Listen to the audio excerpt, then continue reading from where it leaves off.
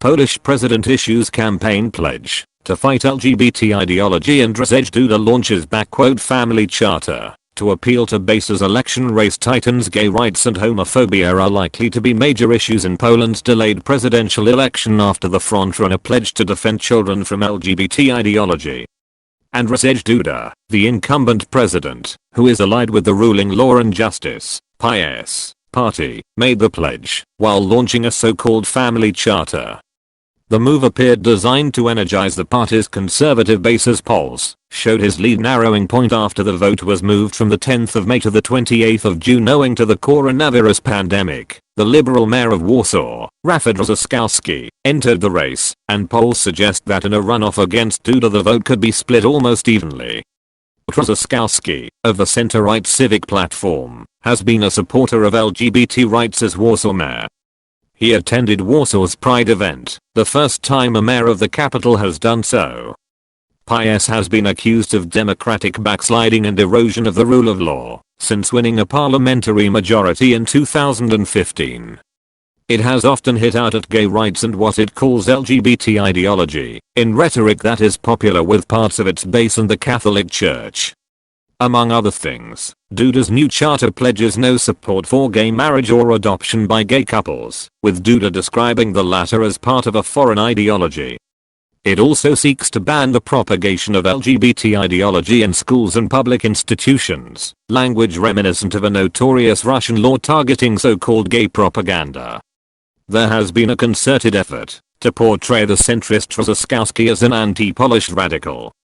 Last week the pro-government weekly CC featured Trzaskowski on its cover wearing a rainbow armband and black hoodie, with the caption "The extremist candidate." Jacek Karnowski, the editor-in-chief of CC, said the magazine had chosen the cover because the politician was presenting himself as moderate when in fact, during his time as mayor of Warsaw, he was trying to introduce LGBT ideology into schools and public life. Karnowski said PiS was focusing on the LGBT issue because it resonates on an emotional level with a large part of the Polish population.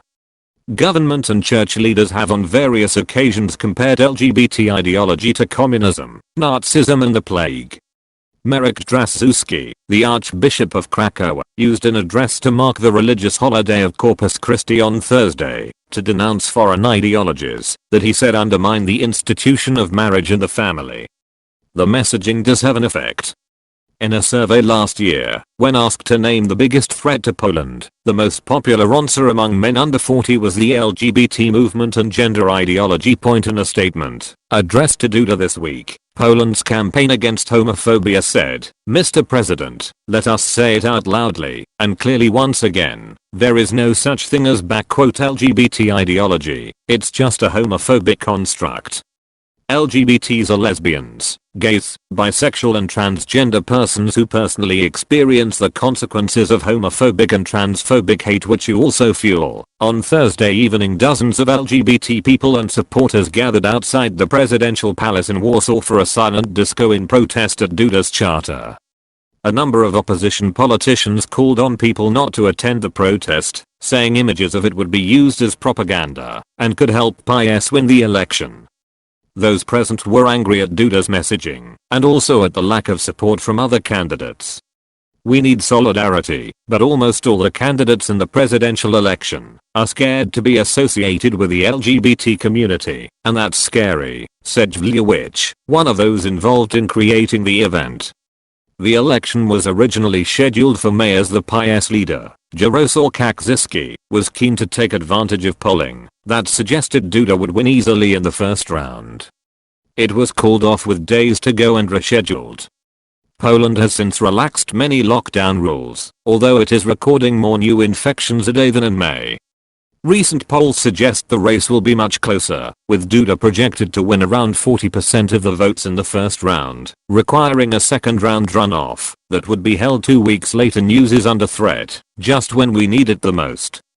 Millions of readers around the world are flocking to The Guardian in search of honest, authoritative, fact-based reporting that can help them understand the biggest challenge we have faced in a lifetime.